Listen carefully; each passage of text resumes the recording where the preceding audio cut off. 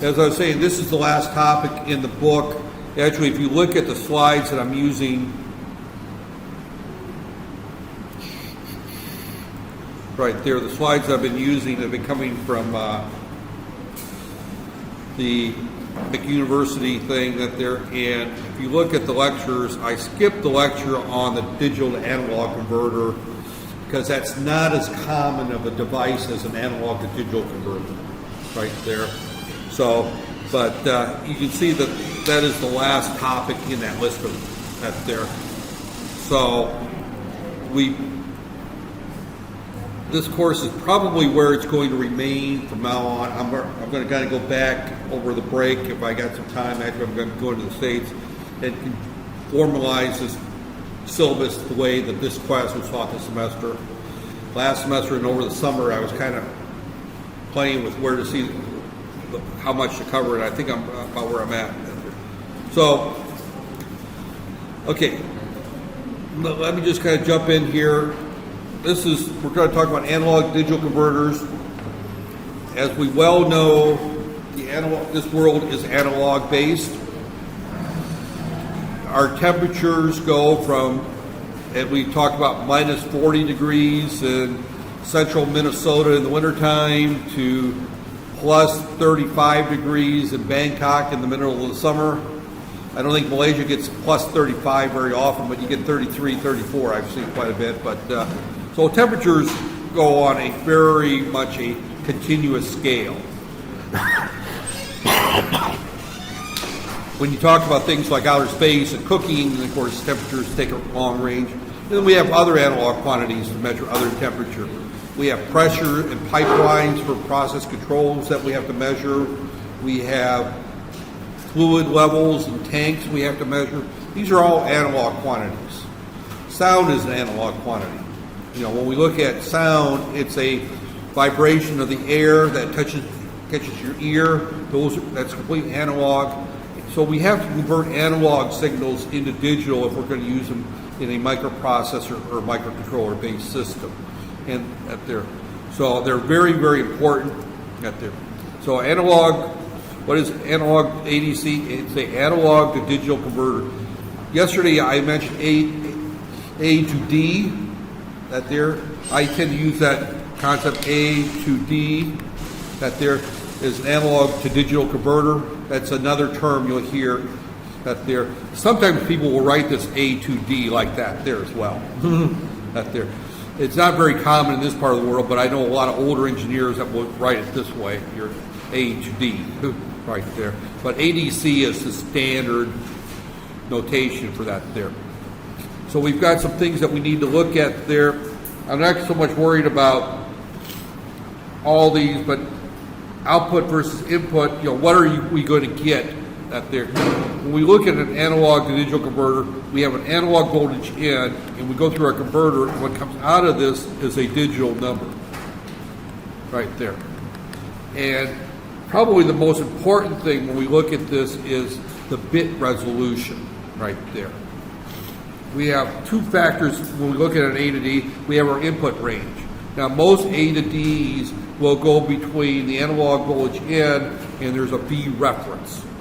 The V reference is treated as the ground, or as the top end, and then ground is at the other end. So in our case, we set up the A to D yesterday. V reference was 3.3 volts right there. So that's the maximum analog voltage we could put into it there. And our ground was 0 volts, V ground right there. So we're going to measure a voltage between 3.3 volts and 0 volts right there. And we had a 10-bit A to D the way we set that up. Now the 8051, we can have as much as a 12-bit analog digital converter. I just happen to set it up as a 10-bit. You can set it up as a 12-bit if you want. You can set it up as a 8-bit if we want, right there.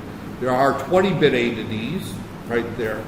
So when we look at analog to digital converters, the number of bits we have directly influences what's called our signal to noise ratio when we convert this data into a digital signal right there.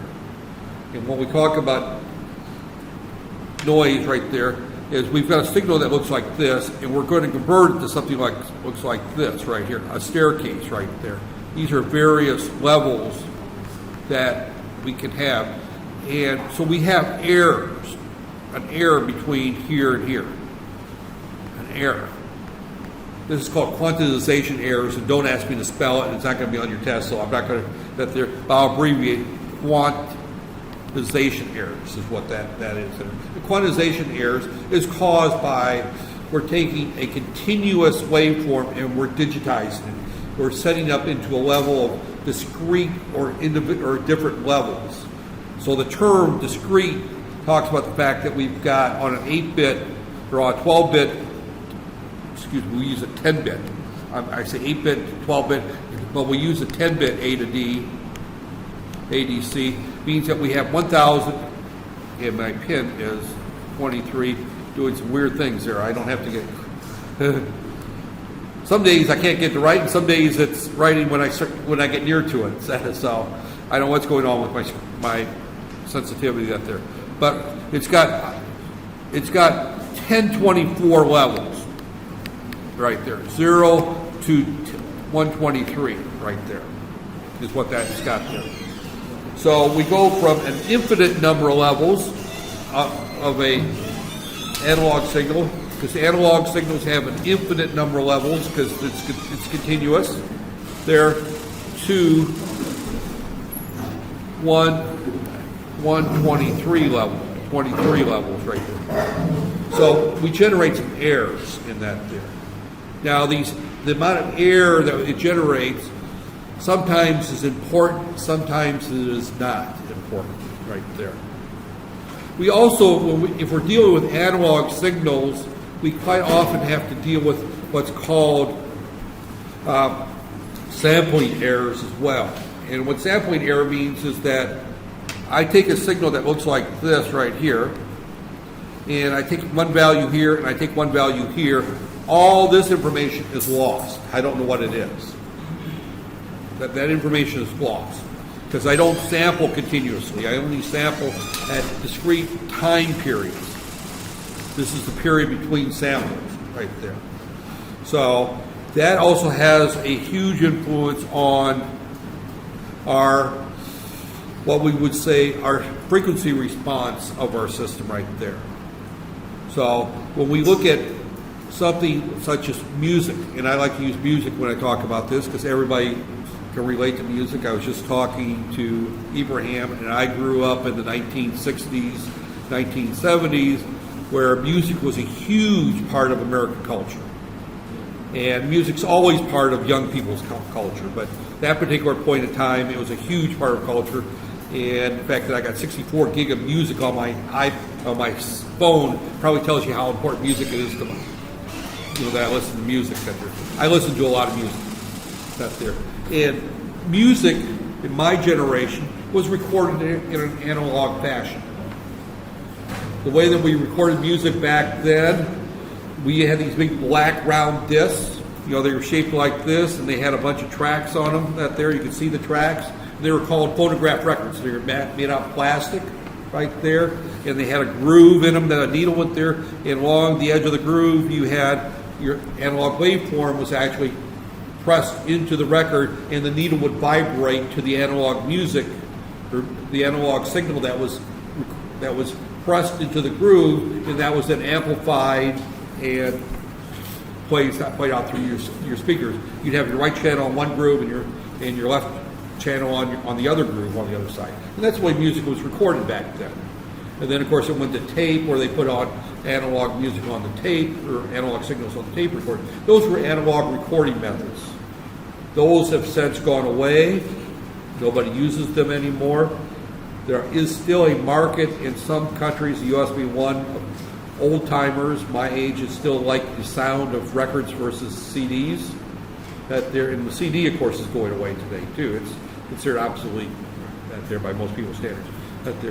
So when we look at audio music, that is something that it used to go to what I'm going to call vinyl records, and I'm sorry for anybody who's trying to read my handwriting. My pen is not cooperating today, I may have to buy a new stylus. I don't know what's going on.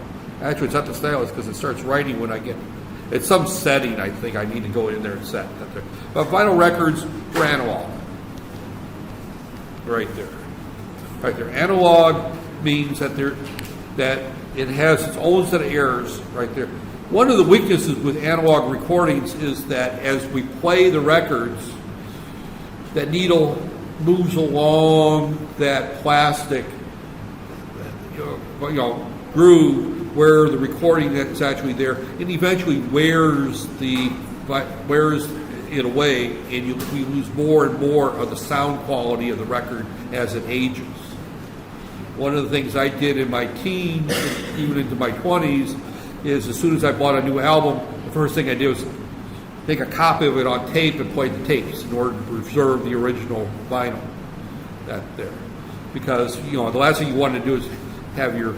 Back then they were very cheap. They were like $5 for a phonograph record, which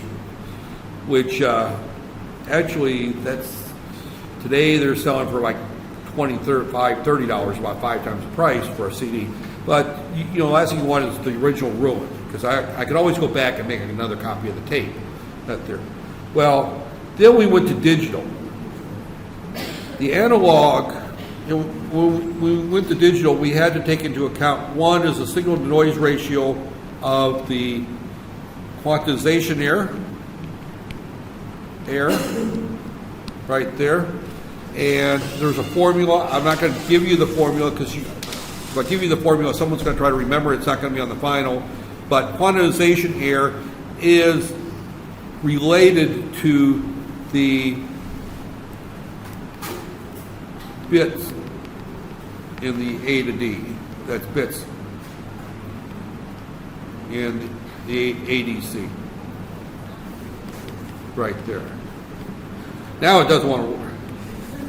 ADC. Okay, that's there.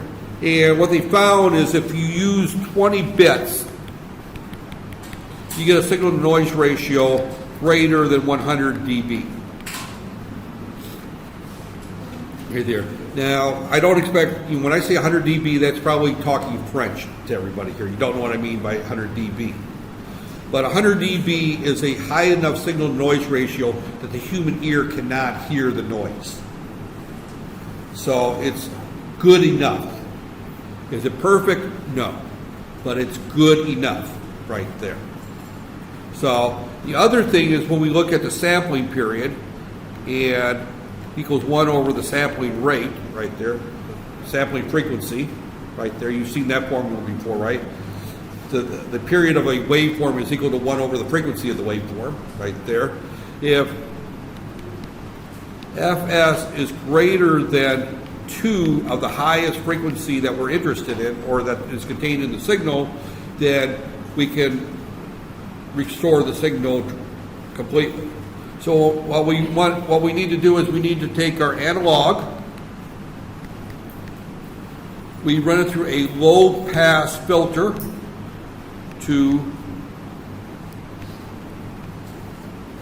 and this is to 20 kilohertz right there. Right there. And that's an important step, and I'm not going to get into why it's important. That's there. But we have to low pass filter it.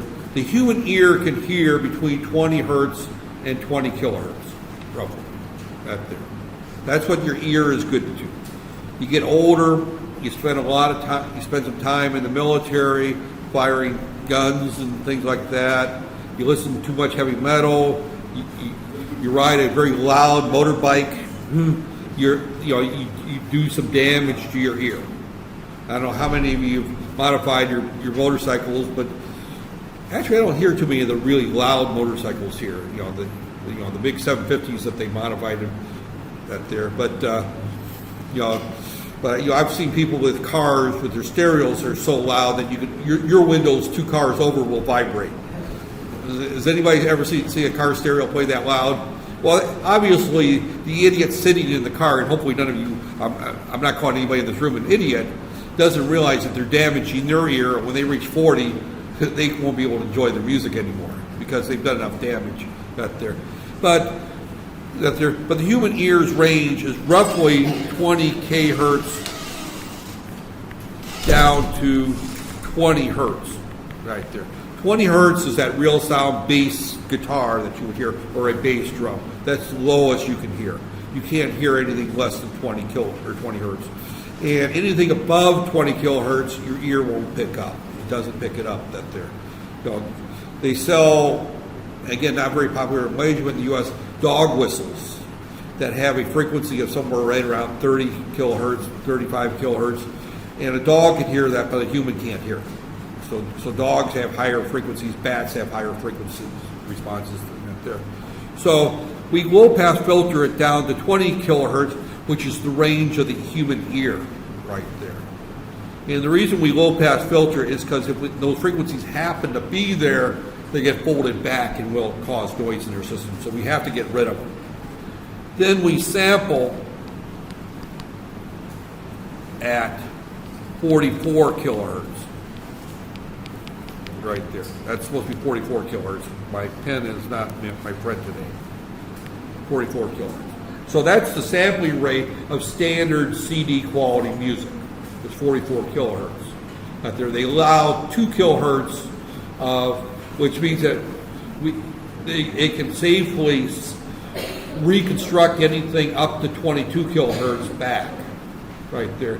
We give it 22 or 4 kilohertz of slop, just in case, because filters aren't perfect. So, in order to get that filtering down to 20 kilohertz, so this 44 kilohertz was chosen for a reason, and it was chosen because it's more than twice the range of the human ear, right there. And the 20 bits was chosen in order to make our signal to noise ratio greater than 100 decibels, 100 dB. So CD quality music is as good as you're going to get, and not lose any quality in the sampling process. Now, I'm not saying that the CD quality you listen to in your car or on your MP3 player or anything else is as good as it's going to get, but there's no loss in the analog recording in the process of converting it to digital. That there. And of course, we reverse this process going the other way, and I'm not going to talk about that today. Not there. So now, we don't need, when we talk about audio signals, we don't need information above 20 kilohertz, or all the way up to 20 kilohertz to understand the other end.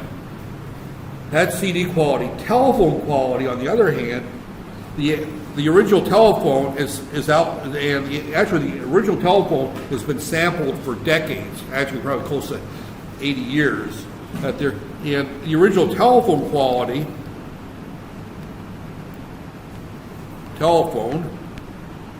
is actually sampled at 8 kilohertz, right there. Right there. And my pen is driving me crazy today, right there. So the original phone is, all right, let's go down here. The original phone, maybe this is an indication I should get back and just talk to the slides and not get off the slides here, but the original telephone was set up as a multiplex analog signal where we would have multiple conversations on one pair of wires, and we would switch from one conversation, then the next conversation, the next conversation. So we would have a bunch of talkers on this end, and now it's not working at all. Right there. Actually, sometimes if I take the battery out and put it back in, this is a relatively new battery, so.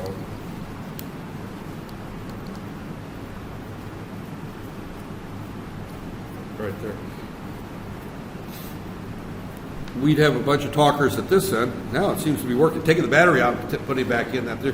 And it would go through a switch here that would go from conversation to conversation, go through one wire, and then have 4 speakers at the other end, and go through and alternate between the 4 of them right there. So, and it was an analog, and it would sample at 8 kilohertz right there. So then they would low pass filter that down to 3 kilohertz. And that was telephone quality speech. So if you ever try to play music over a telephone, And I'm talking the old analog telephones. I'm not talking about your cell phones, although your cell phones tend to follow the same quality that there. You would find that it doesn't sound very good. Music doesn't sound good over a telephone. And that's because you lose everything above 3 kilohertz.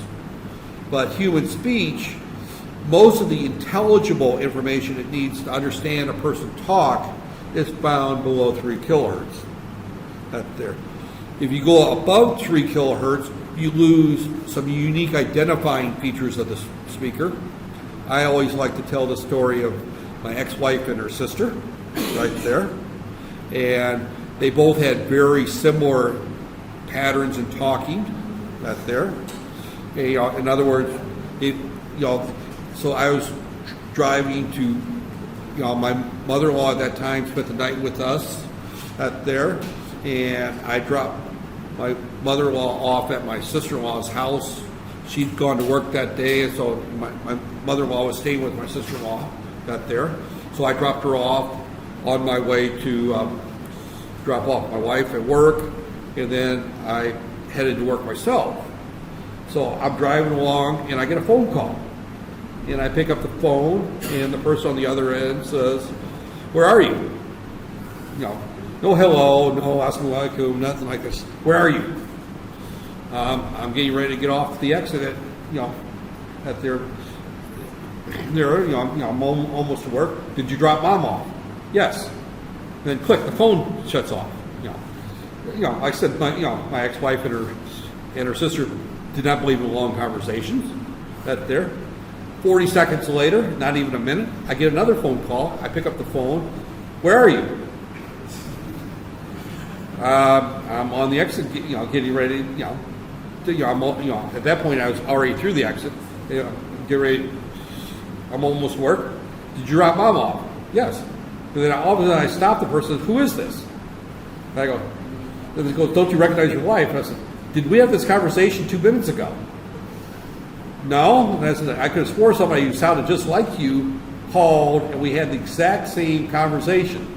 That there. It turned out it was her sister. Sitting in the same room, I could tell her sister from her.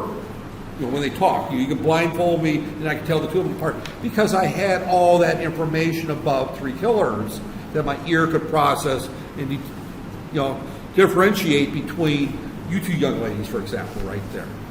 But because that was all stripped away by the low pass filter, and the signal was digitized by the phone systems, that information was gone, and what was left was basically the fact that it was a female voice with a Malay accent, and the words that they said. So all the intelligible information that I could use to tell one sister from another was completely gone, right there. So it's one of these games that happens with telephones that a young man calls his girlfriend's house, his mother picks up the phone, and he doesn't recognize that it's the mother instead of the girlfriend. He says something he shouldn't say.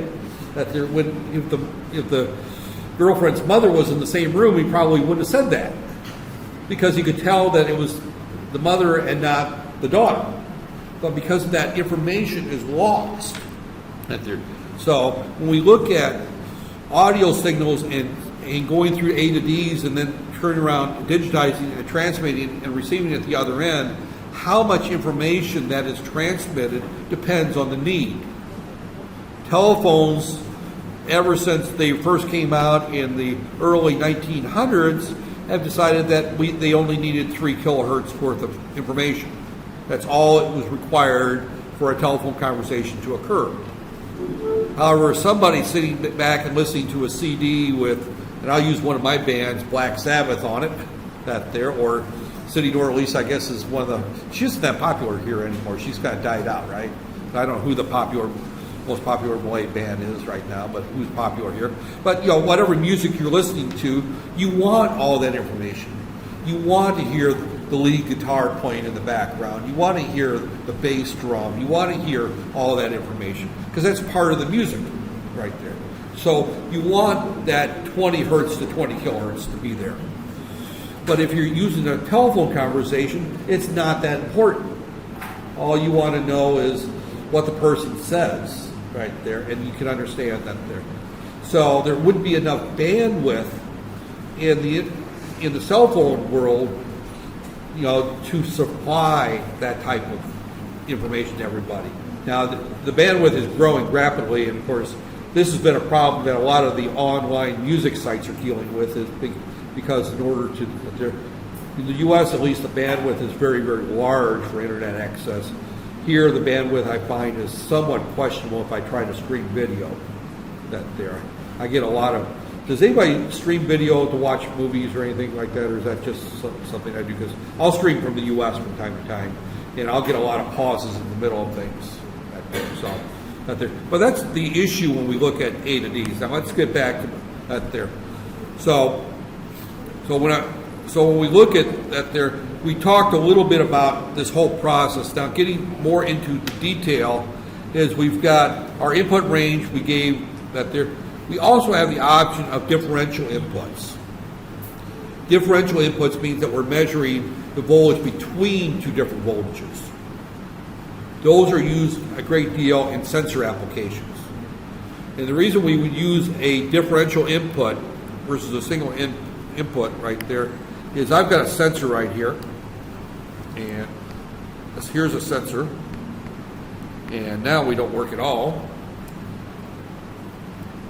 Okay, right there we have a sensor here, and we have two wires that go from here back to my microcontroller right there, my microprocessor right here. In our microprocessor, actually I'm going to say microcontroller because it's got the A to D built into it, right there. There's lots of noise going onto these two wires right there. Because these two wires are in the same cable and they're running parallel to each other, the noise is the same on both wires right there. So what we want to measure is the difference between those two wires, because that's what is coming from my sensor right there.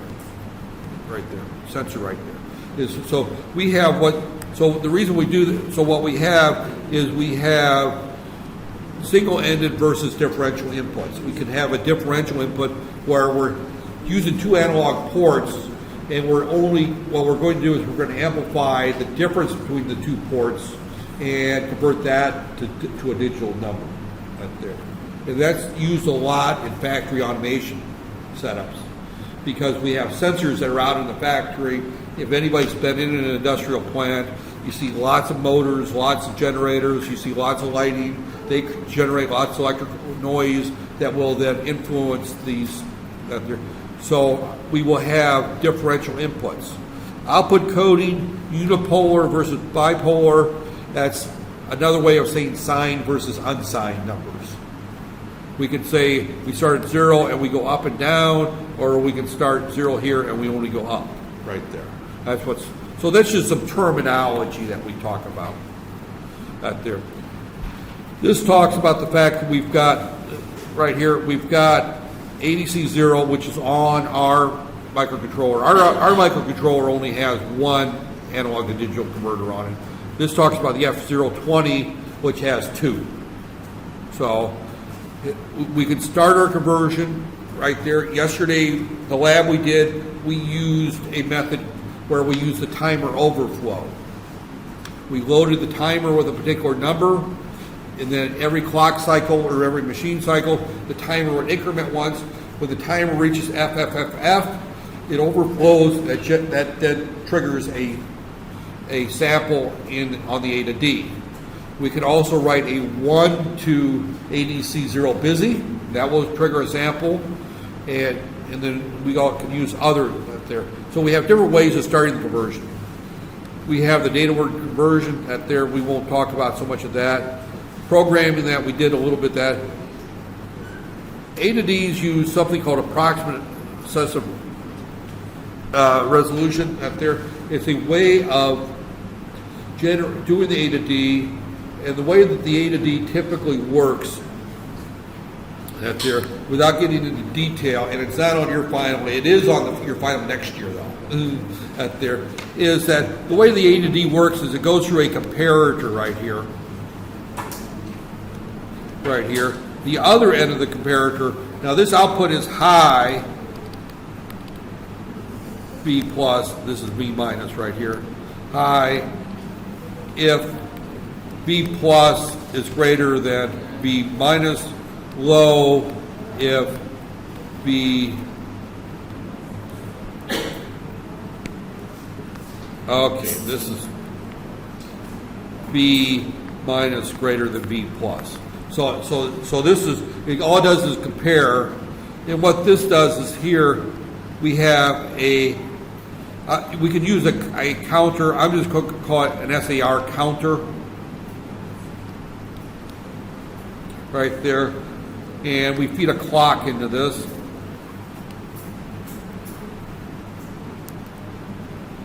Clock right there. Clock into that there. And when these two transfer, when this goes high to low, this number here and this number are about the same. So that's what that there. So we need what they call a SAR clock source right there. And this is part of the setup that we have right there. So we have to that there. What frequency we use doesn't really matter for most applications right there. And then some examples right there. So basically, this is the. We've talked about this right here. This is the transfer function. This is our 0 to 1023 in the case of our example right there. This is 0 to 3.3 volts right there. And it's just a nice, neat linear function. So it's very easy to relate between the two of those. You just use the algebraic expression to convert right there.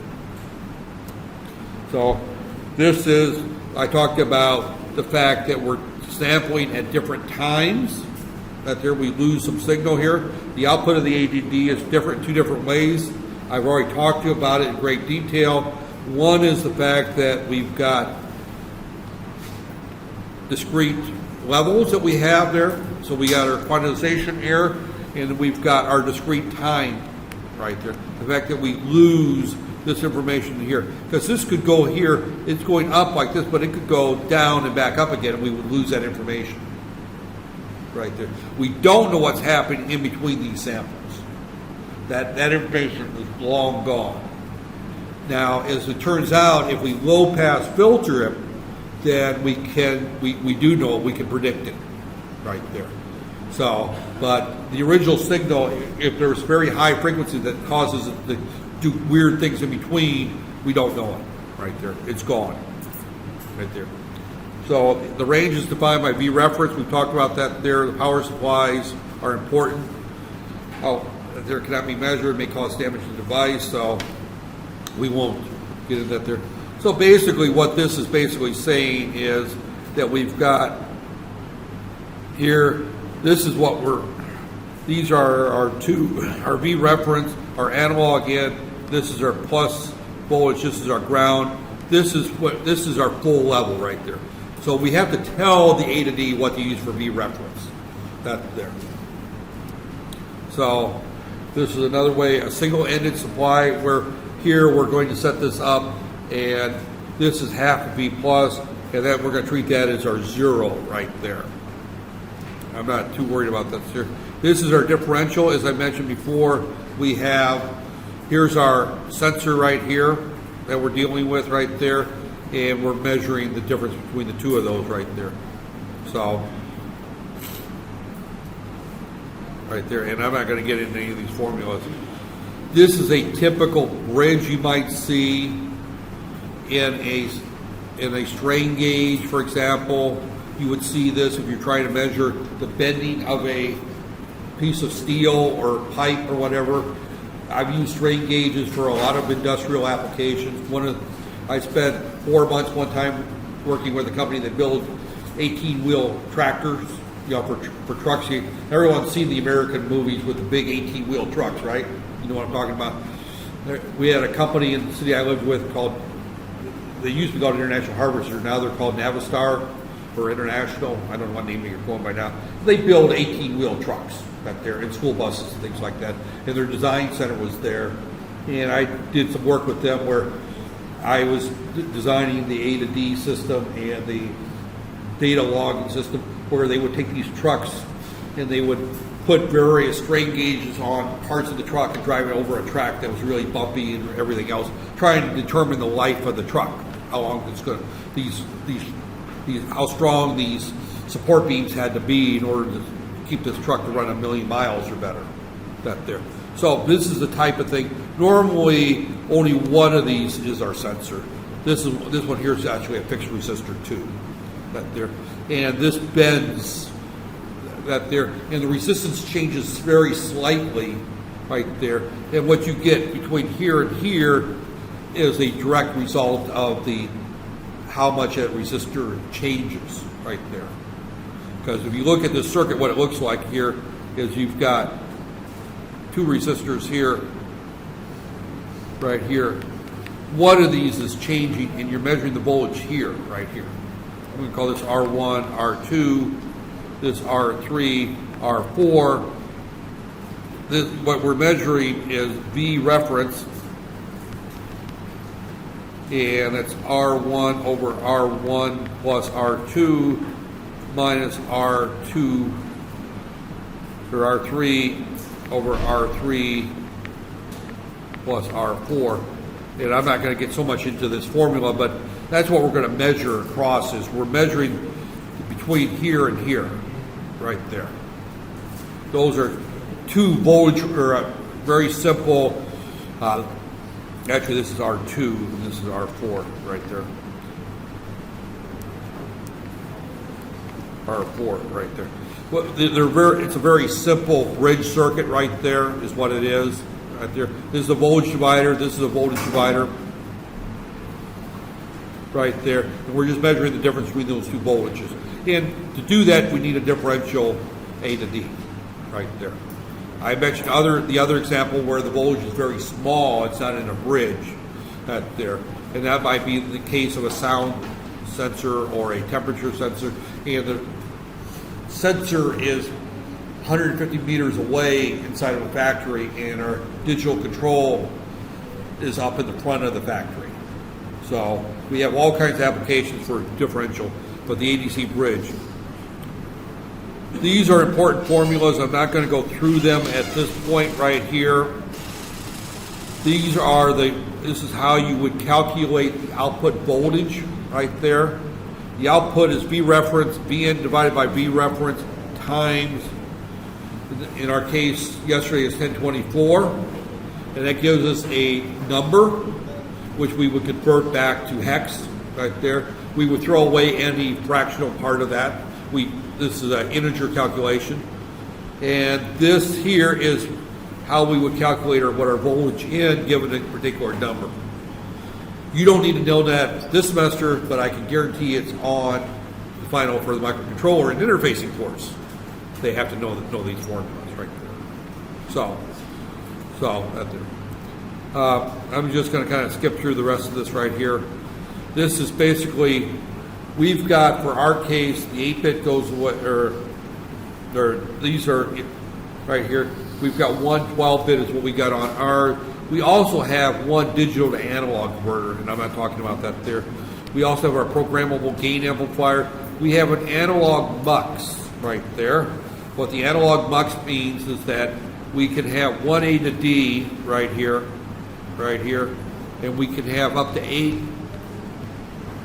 that there, and we select which one of these is going to be, we're going to measure. So we can measure up to 8 analog or 16 depending on our processor right there. So we can measure lots of analog signals with this particular the 8051 microcontroller out there. Even though we got 1 A to D, we can measure 8 different analog signals if we want to right there. So we've got some comparators. We also have a temperature sensor built into the microprocessor that we could have used for yesterday's lab too, where we could have measured the temperature and then put our finger on it and see the temperature change right there. It's actually built in the microprocessor. This temperature sensor, I should point out, is not that accurate because the heat of the microprocessor changes the temperature of the sensor right there. So it doesn't really measure the outside room temperature very much. It's more used, this temperature sensor is usually used to sense when the device is too hot that there, and you would write software in your, to say that the device may overheat right there. So this is the way it looks right here. That's an ugly looking drawing We have several registers right here. This is our ADC 0 right there. This is an ADC busy bit. This is our timer 3 overflow. This is our convert right there. And this is our timer 2 overflow. So we can use timer 2 or 3 with this analog converter right there. We used timer 2 yesterday right there. This is one we use. That starts the conversion. This thing is going to go through the converting process. We have our MUX where we decide which one we want to look at. We were looking at AN0, and that's tied to PC, 1.2. Our crossbar determines what output pin that's tied to. It may not be tied to the same pin every time. This is the input. We have to use our crossbar to tell it which pin on the output that's tied to, right there. We have several of our control registers. I'm going to kind of not go through here. This here is using for our MUX select right there, that tells us which one we have here, because this has got 9 different possibles right here. This tells us which one we're going to use right there. This is going to tell us whether we're in analog or differential mode, single-ended or differential mode. We were in single-ended mode yesterday, right there. And we also have an end of conversion bit somewhere here. This references our clock, our system clock going into here. Where's our end of conversion? It's coming back up there. It's probably one of the, it doesn't show it here, but that's our window. There's our start conversion. I don't know, it doesn't show it. It's buried in here, that there. I'm not going to spend time looking for it right there. But this is the basic flow of what we had yesterday, what we used yesterday. So we had to set up the MUX. We had to tell it which system clock we wanted. We started at ADC's timer 2 overflow, and then this generated an interrupt when it finished right there. So that's there. And we had the programmable gain, which we set normally to 1. We set it in the 10-bit mode. It's enabled by writing that port to that there. Started one of 4 different ways. Right here. This is the way we used yesterday. This is the way I've used a lot. Right there, I just go through and I write a 1 ADC 0 busy. And then when I get the ADC 0, when it goes back to 0, then the conversion's done. It also triggers an interrupt, is what we used yesterday. We used the interrupt from it in order to tell that it was bit. If it's enabled, then an interrupt will be set. And I'm going to bring the code up that we went through yesterday so you can kind of see where this code was generated. Right there. So this happens to be here. This is our 10-bit mode right here. This is our 12-bit mode, and we can either right justify it or left justify it there. We were using ours in the 10-bit mode, so we were using it right here. So that's the way we right justified it in the register right there. So this is our that's the same formula that was given right there before. The gain we had is 1 right there. The gain was 1 right there. So right there. And again, these numbers right here are getting into our right justified there. Our program, and I'm not going to go through a great deal of this right here. Kind of skip through that there. These are some of our ADC 0 as reference right there. Setting up a reference, turning on our temperature sensor, doing any bias generation, which we don't do. Our internal reference buffer, our conversion clock, we have to tell it where we want our clock to come from, set up the gain of our amplifier. And I'm skipping through these because it's not that important that we go through that there. This is our system clock. I'm not going to worry about that for our discussion. This is setting up for our independent or differential, how we would set those up. If it's a 0, they're independent single end. If it's a 1, it's a differential. We have 4 bits assigned for our 8 inputs right there. This selects which bit we're going to use right there. Which input, excuse me. Again, we have 8 inputs we can use right there. So right there. And as we can see, we've got whole tables right there in our data sheet. Polling method or interrupt method right there. Right there, we are using the interrupt method. We could use a polling method where we don't set up the interrupts, where we just simply go through and we write a 1 ADC 0 and we just sit there in a wait state, wait for that to happen. This is a polling method right there that they talk about. We start the conversion, we wait for the conversion to be completed, then we read the data right there, and then we clear the interrupt, and then we do this forever right there. Right there. So this is a polling method right there. Actually, this should go back to here if we're going to do it forever, but there. This sets up our there. I don't want to go into great detail, but notice we set our clock here. We select our temperature sensor. We select ADC 0, and where these words come from, you got to go back to the data sheet. And I don't want to go through that with you because I don't want you to remember it. I want you to remember everything but that as you go forward, because this changes so much from processor to processor. You have to know it when you use it. So next semester when we do the analog lab, you'll have to go through and dig through it. But for right now, don't worry about it. So we can use our interrupt method right there. So what we do is we can use this is basically what we did yesterday to a degree. This is a much simpler one where we have our ADC 0 interrupt flag, and all we do is clear the interrupt flag, and we get the reading here. And, yesterday we had it calculate MV, and then we stopped it and read that there. So this is very similar to the lab we did yesterday only. But we set this thing up to select temperature sensor and continuous tracking, and the conversion is initiated on timer 3 overflow right there. So this one used timer 3. The lab we did yesterday used timer 2. So you can use either timer. Well, they're not showing us setting up the timer. So if we look at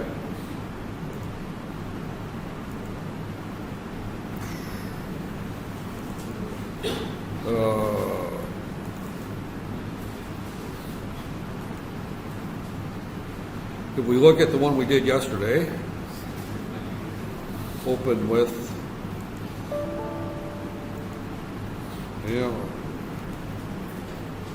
open with Notepad right there. We look at this code we did yesterday. This is all comments that kind of explain what's going on, but if we look at the code, all we basically did here is we initialized our crossbar, which we have to do right there, and we set our timer 2 up. We initialized our ADC 0. We enabled the global interrupts, and then we just waited right there. We did nothing right there. That's there. But when we look down here, we set up our system clock to 24.5 megahertz. That's the internal clock, and we enabled that there. So we set up the port initialization. All we did was we enabled the LED, and we set pin port 1.2 as an analog input, and we enabled the crossbar. It's just 3 lines there, right there. And we really didn't need it. We didn't use the LED, so we didn't need the first line there. So the only thing we need to do is this line here, which set up at there. And you could use either the configuration wizard to find that, or you can look it up in the data sheet. And this is the standard line to enable the crossbar right there. Timer 2, we just basically stopped it, select the system clock for the source. We gave it a reload value of 10 microseconds. We reloaded it, we started it right there. So this calculation right here tells us that we want to reload it about 10 microseconds up there. And I really have not covered how setting up that system clock in great detail. And again, what the system clock we set it to be doesn't really matter that much. The faster it is, obviously, the quicker it does the A to D, but then sometimes you get too quick. The analog to digital conversion, this is a little bit longer, setting this up. Again, we're going to disable ADC 0 at there, we're going to convert. Conversions are triggered on a timer 2 overflows. We set the system clock, the SAR clock. We set the gain of 1 in 10-bit mode. We disable the 12-bit mode right there. We write justify, set the repeat count to 1, full power enable. I mean, these are all set up. Positive ADC 0 or port at there. We set our reference to ground, and our reference to beast point. Ground reference is the ground pin, and reference is our 3.3 volts.